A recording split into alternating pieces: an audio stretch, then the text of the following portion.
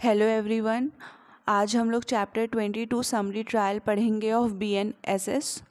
हमारा summary trial CRPC में chapter 21 में था, बट BNSS में चैप्टर 22 में है।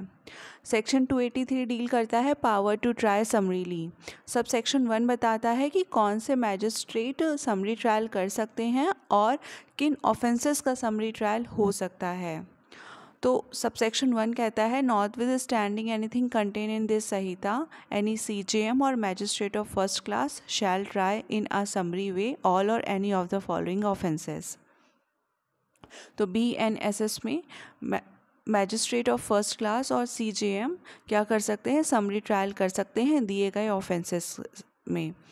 और अगर आप आगे पढ़ेंगे तो आपको पता चलेगा मजिस्ट्रेट ऑफ सेकंड क्लास जिसे हाई कोर्ट के द्वारा एम्पावर्ड किया गया है वो भी समरी ट्रायल कर सकते हैं कुछ केसेस में। बट यहाँ पर वर्ड मेट्रोपॉलिटन मैजिस्ट्रेट नहीं लिखा है।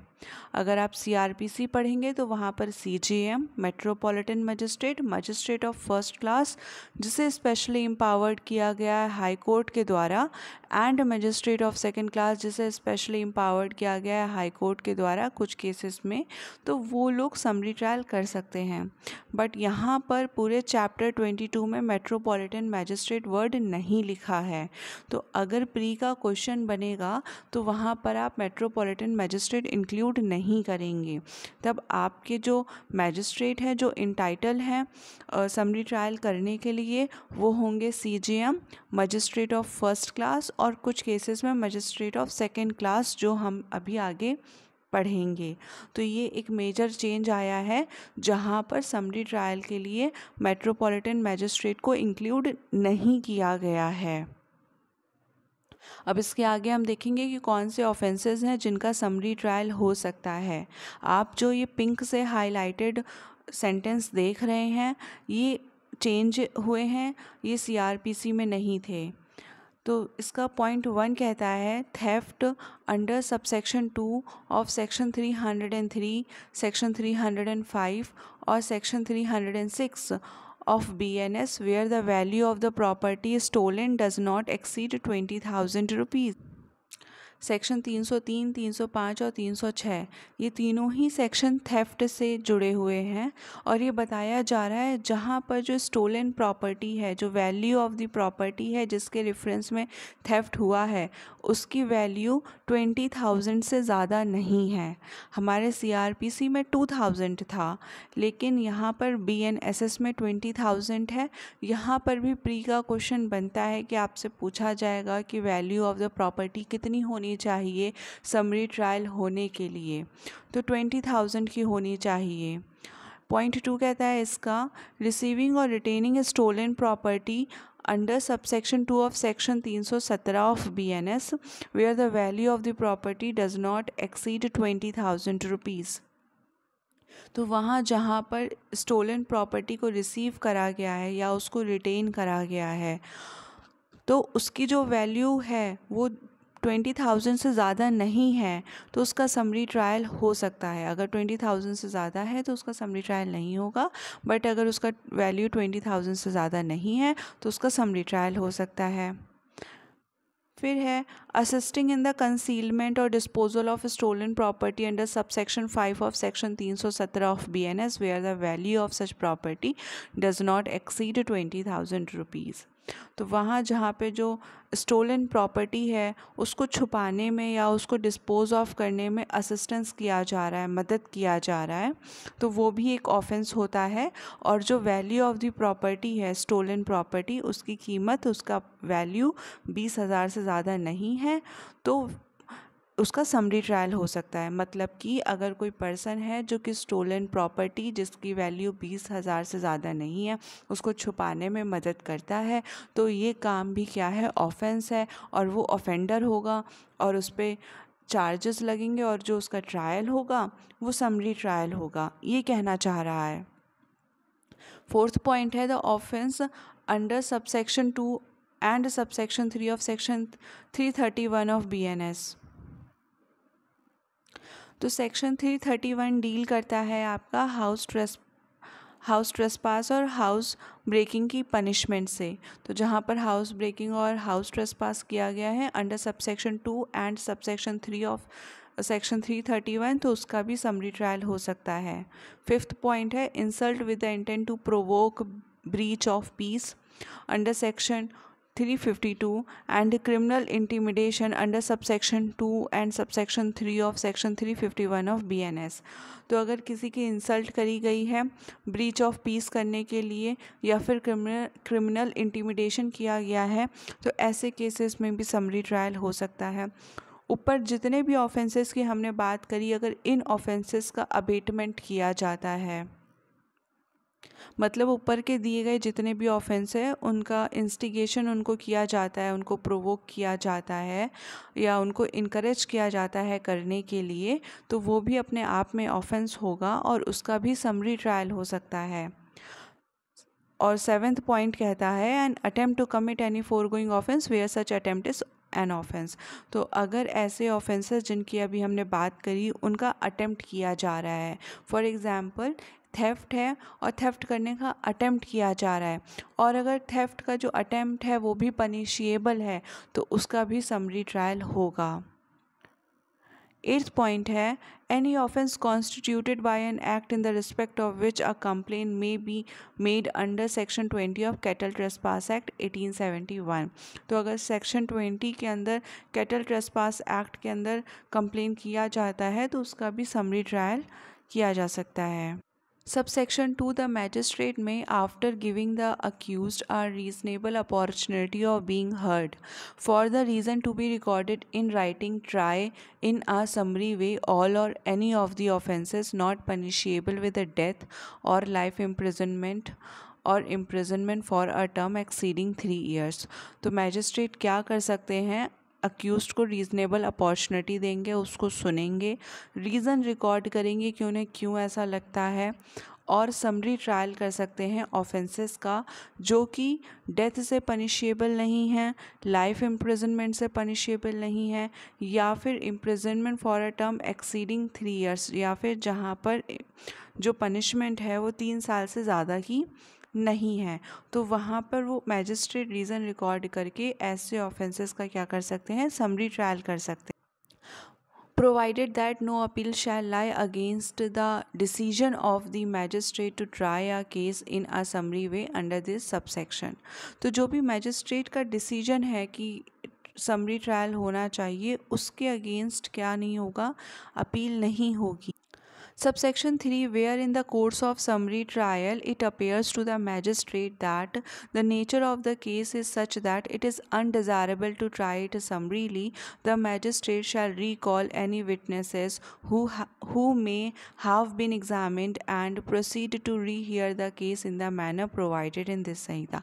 तो जहाँ भी मैजिस्ट्रेट को लगता है कि ये in the interest of justice में इस केस का समरी ट्रायल नहीं होना चाहिए, तो फिर वो क्या करेंगे, तो वो रिकॉल करेंगे जो भी विटनेसेस है जिनका एग्जामिनेशन हो चुका है और फिर से केस की सुनवाई करेंगे उस तरीके से जो केस संहिता में प्रोवाइडेड है। मतलब समरी ट्रायल नहीं होना चाहिए, तो जो सा ट्रायल सुटेबल होगा इंटरेस्ट ऑफ द जस्टिस में वैसे ट्रायल किया जाएगा। सेक्शन 284 कहता है summary trial by magistrate of second class. The high court में confer on any magistrate invested with the power of magistrate of second class power to try summarily any offence which is punishable only with fine or with the imprisonment for a term not exceeding the 6 months with or without fine and any abatement of or attempt to commit any such offence। तो यहाँ पर बोला जा रहा है कि जो magistrate of second class है उसे हाई कोर्ट के द्वारा एम्पावर किया जा सकता है कि वो किसी ऑफेंस का समरी ट्रायल कर सकते हैं, उस ऑफेंस का समरी ट्रायल कर सकते हैं जिस ऑफेंस की पनिशमेंट सिर्फ फ़ाइन है या फिर इम्प्रिजनमेंट है और वो इम्प्रिजनमेंट 6 महीने से ज़्यादा की नहीं है विद और विदाउट फ़ाइन। मतलब ऐसा ऑफेंस जिसमें पनिशमेंट फ़ाइन है या फिर पनिशमेंट इम्प्रिजनमेंट भी है पर वो इम्प्रिजनमेंट 6 महीने से ज़्यादा की नहीं है। वो फ़ाइन के साथ भी हो सकती है, बिना फ़ाइन के भी हो सकती है, या फिर जिस ऑफेंसेस की अभी हमने बात करी उसका अबेटमेंट, या फिर उसका अटेम्प्ट, जहाँ पर उसका अटेम्प्ट ऑफेंस है। तो ऐसे ऑफेंसेस के लिए मजिस्ट्रेट ऑफ सेकेंड क्लास को हाई कोर्ट के द्वारा एम्पावर किया जा सकता है समरी ट्रायल करने के लिए। 285 कहता है प्रोसीजर फॉर समरी ट्रायल। तो 285 कहता है प्रोसीजर क्या होगा समरी ट्रायल का। हमने पढ़ा कौन से मैजिस्ट्रेट कर सकते हैं, किन ऑफेंसेस का होता है। अगर मैजिस्ट्रेट को किसी और केस में लगता है तो वो वहाँ पर भी समरी ट्रायल कर सकते हैं, उस डिसीजन के अगेंस्ट अपील नहीं होगी।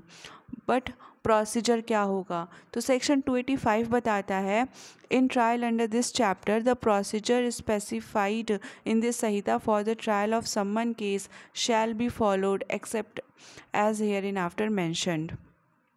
तो समरी ट्रायल के लिए जो सम्मन केस का ट्रायल हमने पढ़ा है, इसके पहले वाले वीडियो हम लोग कवर कर चुके हैं, आप चाहे तो वहाँ जाके देख सकते हैं। तो सम्मन केस का प्रोसीजर फॉलो किया जाएगा समरी ट्रायल में। ये कहता है सेक्शन हमारा 285, यहाँ से प्री का क्वेश्चन बनता है कि कौन सा केस का प्रोसीजर फॉलो किया जाएगा। फिर एक क्वेश्चन बनता है कि जो सेकंड क्लास मजिस्ट्रेट है उन्हें समरी ट्रायल करने के लिए कौन सा कोर्ट जो है वो एम्पावर करेगा। तो कन्फ्यूज़न ये हो जाती है कि 210 में जो magistrate of second class cognizance लेते हैं पुलिस रिपोर्ट या कंप्लेन पर, और उनको जो मैजिस्ट्रेट ऑफ सेकंड क्लास को एम्पावर किया जाता है वो सीजेएम के द्वारा किया जाता है वहाँ पर 210 के अंदर। लेकिन यहाँ पे जो मैजिस्ट्रेट ऑफ सेकंड क्लास को एम्पावर किया जा रहा है वो हाई कोर्ट के द्वारा किया जाता है। तो यहाँ पे क्या होता है, स्टूडेंट कंफ्यूज हो जाता है। तो आपको याद रखना है कि समरी ट्रायल के लिए जब मैजिस्ट्रेट ऑफ सेकंड क्लास को एम्पावर किया जा रहा है तो वो हाई कोर्ट के द्वारा किया जा रहा है, और 210 में सीजेएम के द्वारा किया जा रहा है। यहाँ से प्री का क्वेश्चन आता ही है। फिर कौन से ऑफेंसेस के लिए मैजिस्ट्रेट को एम्पावर किया जा सकता है, तो ऐसे ऑफेंसेस जिसकी पनिशमेंट फ़ाइन है या फिर जिसमें 6 महीने से ज़्यादा की पनिशमेंट नहीं है विद और विदाउट फ़ाइन। तो ये भी आपको याद रखना है क्योंकि ये भी प्री में पूछा जाता है। ओके, अब सेक्शन 285 का सब सेक्शन 2 कहता है no sentence of imprisonment for a term exceeding 3 months shall be passed in the case of any conviction under this chapter। तो इस चैप्टर के अंदर जब ट्रायल चल रहा है और कन्विक्शन दिया जा रहा है तो वो 3 महीने से ज़्यादा का कन्विक्शन नहीं दिया जाएगा। अब यहाँ पर एक प्री का क्वेश्चन पूछा जाता है कि कितने मंथ का इम्प्रिजनमेंट दिया जा सकता है, तो 3 महीने से ज़्यादा का नहीं दिया जाएगा। ऑप्शन आएगा 6 महीने वाला भी, आप हो जाएंगे कंफ्यूज क्योंकि वो थोड़ा सा कंफ्यूज करता है। तो यहाँ पर जो पनिशमेंट है वो 3 महीने से ज़्यादा का नहीं होगा अगर समरी ट्रायल चल रहा है चैप्टर 22 के अंदर। फिर आता है section 286 record in summary trial. In every case tried summarily, the magistrate shall enter in such form as the state government may direct the following particulars namely। तो जब भी समरी ट्रायल चलेगा तो मैजिस्ट्रेट दिए गए ये जो पर्टिकुलर्स है इनको रिकॉर्ड करेगा, जैसे सीरियल नंबर क्या है केस का, किस डेट को ऑफेंस हुआ है, या फिर डेट ऑफ रिपोर्ट, जो रिपोर्ट फाइल करी गई है या फिर जो कंप्लेन आई है वो किस दिन आई है। अगर कंप्लेन आई है तो कंप्लेनेंट का नाम क्या है, और अक्यूज्ड का नाम क्या है, उसका रेसिडेंट क्या है, उसके पेरेंटेज के बारे में होगा। उसके बाद है वो ऑफेंसेस जो हमने अभी clause 1, clause 2, clause 3 of sub section 1 of section 283 में पढ़े। मतलब जो हमने थेफ्ट का पढ़ा ऑफेंस, और क्या कहते हैं रिसीविंग और रिटेनिंग ऑफ स्टोलन प्रॉपर्टी के बारे में पढ़ा, या असिस्टेंट ऑफ कंसीलमेंट और डिस्पोजल ऑफ स्टोलन प्रॉपर्टी। तो जो भी वैल्यू है उस स्टोलन प्रॉपर्टी की, चाहे वो थेफ्ट की हो या रिसीविंग रिटेनिंग की हो या फिर वो असिस्टेंट इन कंसीलमेंट और डिस्पोजल की हो, उसकी जो वैल्यू है वो भी लिखी जाएगी कि 2000 की है कि 1500 की थी, कितने की थी, वो लिखा जाएगा कि 20,000 की थी, कितने की थी। उसके बाद अगर अक्यूज़ प्लीड करता है और जो उसका एग्ज़ामिनेशन होता है उसके बारे में लिखा जाएगा, जो भी फाइंडिंग आई है उसके बारे में लिखा जाएगा, सेंटेंस या फाइनल ऑर्डर जो भी पास हुआ है और किस डेट को प्रेसिडिंग टर्मिनेट हुई है, प्रेसिडिंग ख़त्म हुई है, ये भी मेंशन किया जाएगा। सेक्शन 287 कहता है judgment in the cases tried summarily. In every case tried summarily in which the accused does not plead guilty, the magistrate shall record the substance of evidence and judgment containing a brief statement of the reason for the finding.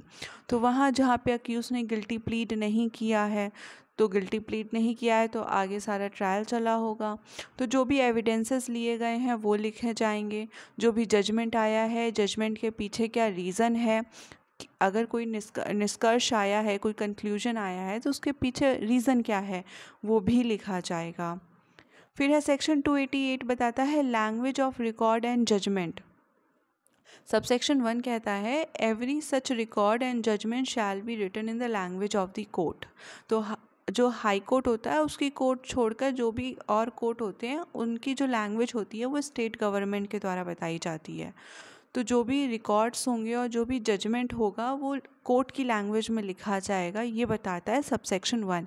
Subsection 2 कहता है high court में authorise any magistrate empowered to try offence summarily to prepare the aforesaid record or judgment or both by the means of an officer appointed in this behalf by CJM, and the record or the judgment so prepared shall be signed by such a magistrate।